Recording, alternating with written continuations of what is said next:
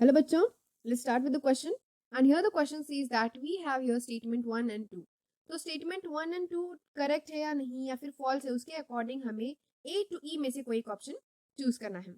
So statement 1 is that कि जो hydrazine है is a neutral ligand. तो यहाँ पे कहा है कि hydrazine जो होता है वो neutral ligand होता है. So this is the hydrazine NH2 NH2. Fine. So ये जो NH2 NH2 यानी कि जो hydrazine structure है, yes it is a neutral ligand. उसका नेचर कैसा है या फिर किस तरह का लिगैंड है, वो एक न्यूट्रल लिगैंड है. एंड यहाँ पे सेकंड स्टेटमेंट ये कहा है that it has the an यानी कि nitrogen as a donor atoms and behaves as a chelating agent.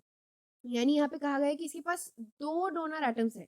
जब दो डोनर एटम्स होते हैं तो हम उसे क्या कहते हैं, बाइडेंटेड.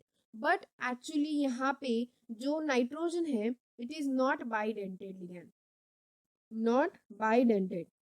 क्योंकि जब दो डोनर एटम्स होते हैं डोनेट करने के लिए दैट मीन्स कि बाइडेंटेड होता है. लेकिन यहाँ पे ये काइलेट ये एक चिलेक्स कॉम्प्लेक्स की तरह हो सकता है बट यहाँ पे बाइडेंटेड नहीं नेचर शो होता. It's wrong statement. तो ये स्टेटमेंट रॉन्ग है कि वो बाइडेंटेड है, नहीं it is not a bidentate.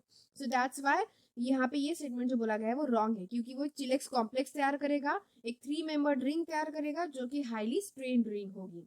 Fine. जो कि इस तरीके से रिंग होगी यानी कि जो मेटल एटम होगा वो, and this is the NH2 and NH2.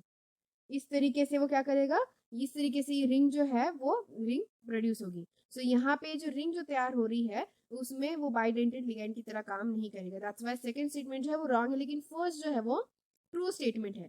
तो इसलिए ओवरऑल यहाँ पे आंसर क्या आएगा, that will be option number A. यानी कि statement 1 is true and 2 is false for the given question. So I hope you got the answer very well. Thank you and all the best.